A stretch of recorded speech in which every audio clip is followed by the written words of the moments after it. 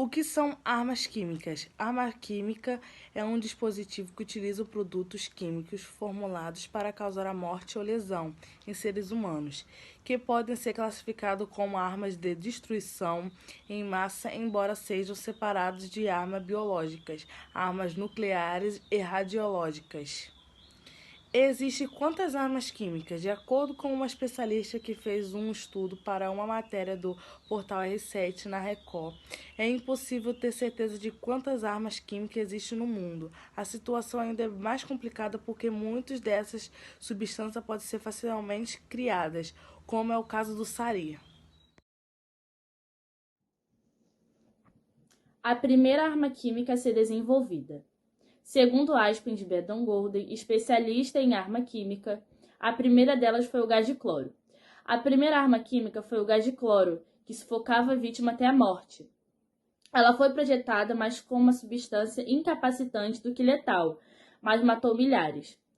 O gás de cloro foi usado pela primeira vez na Segunda Batalha de Ypres, em 1915, durante a Primeira Guerra Mundial, e foi altamente eficiente.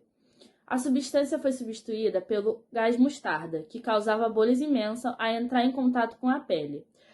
A ideia original era ferir o maior número de pessoas. Quanto mais feridos, mais soldados são necessários para cuidar deles, explica Beddon Golden. Segundo os especialistas, poucos tempos depois, os agentes nervosos foram desenvolvidos pelos nazistas. Os agentes nervosos são organofosforados, peticidas, e os alemães estavam pesquisando inicialmente peticidas. Eles então perceberam que esses agentes nervosos que havia produzido, Tamu e Soman, eram incrivelmente efetivos em matar pessoas. Os agentes nervosos foram usados amplamente na guerra Irã-Iraque de 1984 a 1988. O ataque em Alábia, em 16 de março de 1988, ainda permanece na mente de muitas pessoas. Em apenas um dia, 5.000 pessoas morreram. Desde então, só na Síria temos observado armas químicas sendo usadas milhares de vezes. O auto-intitulado Estado Islâmico El usou armas químicas contra Peshmerga, combatentes curdos do norte do Iraque, perto de Mossul, Iraque, quando há 18 meses, o El lançaram bombas de cloro. Neste momento, as armas químicas se proliferaram. Temos visto ataques com armas químicas em Salisbury e Inglaterra, e ao menos que façam algo contundente sobre isso, devemos esperar que essas armas se proliferem ainda mais.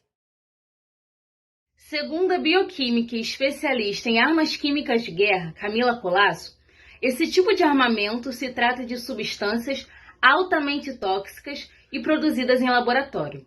Colasso explica que as armas químicas podem ser divididas em 5 grupos, sendo eles, primeiro, neurotóxicos. 2 exemplos são o sarin, utilizado na Guerra da Síria, e o VX, usado para matar o norte-coreano Kim Jong-nam, meio-irmão do ditador Kim Jong-un, em 2017. Segundo grupo, vesicantes.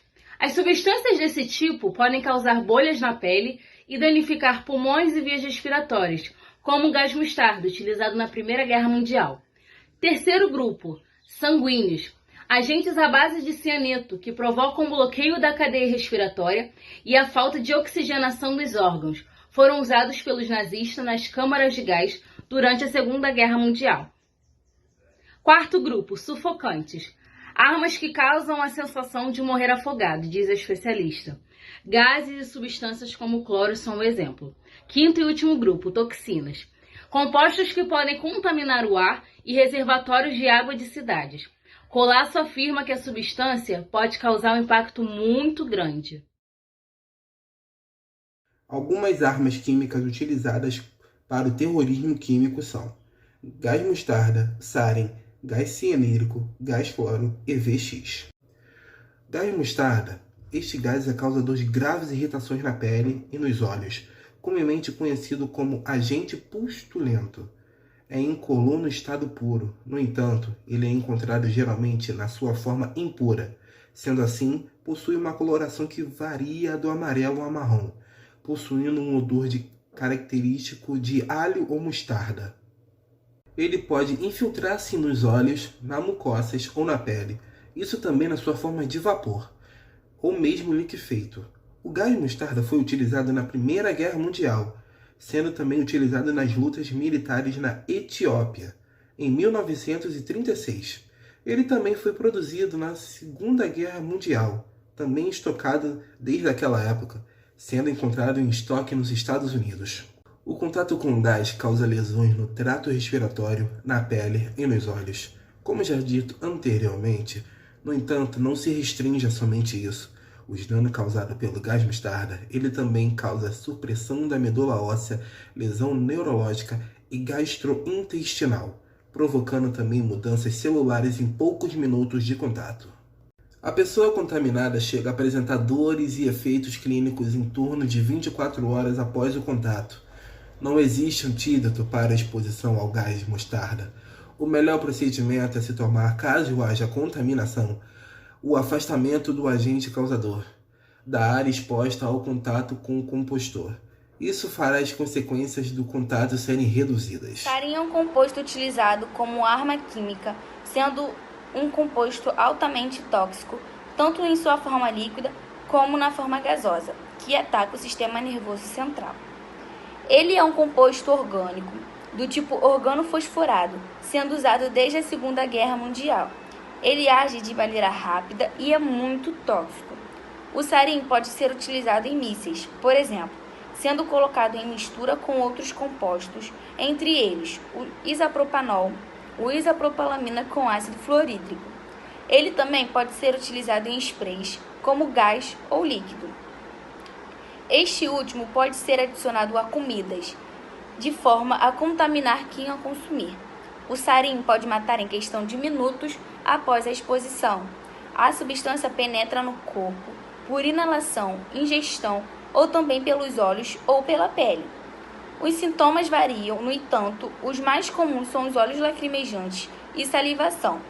Ocorre também a contração das pupilas, também ocorre a sudorose, que é o suor excessivo, bem como dificuldade de respirar, visão turva, náusea, vômito, espasmos e dor de cabeça.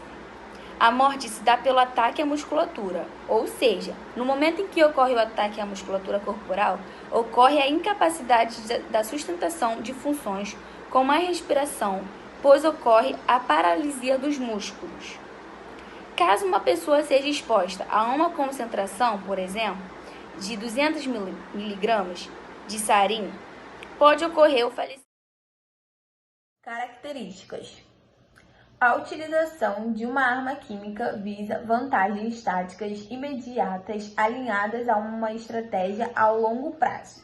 É usada basicamente com os intuitos de interditar o terreno, impedir o reagrupamento das forças inimigas, permitir o ataque a uma posição fechada, estender o alcance a grandes áreas, uma vez que devido à sua mobilidade, o gás tóxico pode formar nuvem de 5 a 25 vezes mais ampla do que a área de aplicação.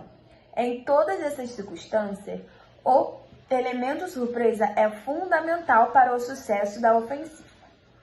As condições meteorológicas do local de alvo são muito importantes nesse tipo de ataque. É necessário que as correntes de ar estejam voltadas na direção adequada. Ainda assim, a ocorrência de ventos fortes, velocidades superiores a 10 km, ao mesmo tempo que espalha o produto por uma área maior, também o dilui em concentração, sendo, portanto, necessário a utilização de quantidades maiores. Outros fatores adversos podem ser adicionalmente mencionados. Uma forte turbulência auxiliará na dispersão dos gases.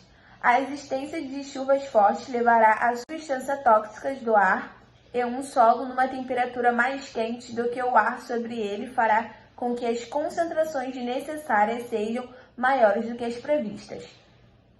A resistência do agente será afetada pela textura e porosidade do solo ou pela presença ou ausência da vegetação.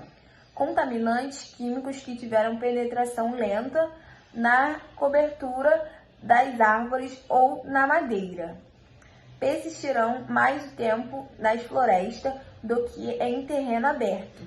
O clima e o terreno são tão importantes em determinar a persistência da contaminação que o mesmo agente pode permanecer ativo por períodos com diferenças que vão de vários dias até semanas ou meses, dependendo das circunstâncias locais.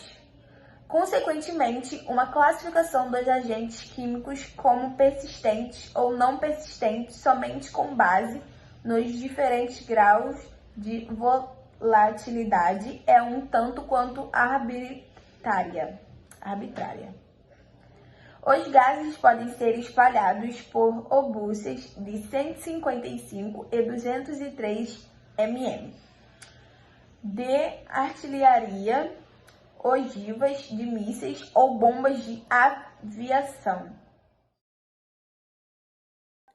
Com a execução desse trabalho, nós aprendemos que as armas químicas têm um grandioso poder de destruição, como o gás mostarda, que causa queimaduras e resseca os olhos e os pulmões. O cianeto de hidrogênio, que entra nos pulmões e impede o tráfego de oxigênio das correntes sanguíneas e vários outros químicos que prejudicam muitas pessoas. As armas químicas transportam substâncias tóxicas e irritantes que atacam a orofaringe, uma das divisões da faringe, pele e tecidos de animais e vegetais. A infraestrutura de uma cidade pode ser prejudicada e possivelmente haverá contaminação do solo e do lençol freático. E outra informação que tiramos no andamento do trabalho foi que, dependendo da arma química, ela pode formar nuvens de 5 a 25 vezes mais ampla do que a área de aplicação.